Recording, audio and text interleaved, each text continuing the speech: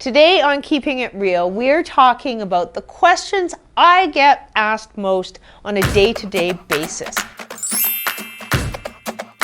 The question we get asked the most is, where is everybody coming from and how are they affording to be here? So there's so many different reasons for people making the move these days, and it's not just happening locally, it's happening everywhere. Another reason for the movement in the market is the way people work nowadays. So where somebody had to commute to an office and live in the city and be close to their office, they don't have to do that anymore. With technology, there's a lot of work from home options. So that means they don't need to live in the city. They can sell their fancy home in the city and move to a more affordable market in the suburbs, on the island, and put some money in the bank while setting up their home office and having a lifestyle. So we're seeing an awful lot of that.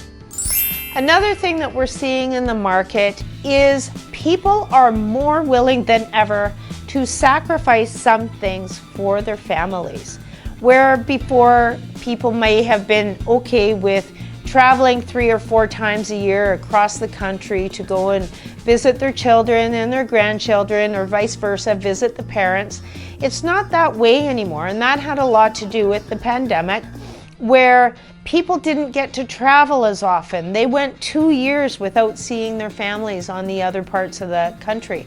So now they're not taking the chance that that's going to happen anymore, and they're moving and they're going to sacrifice their home that they love and the community that they love to pick everything up and move across the country to be with their grandchildren and their children and their families.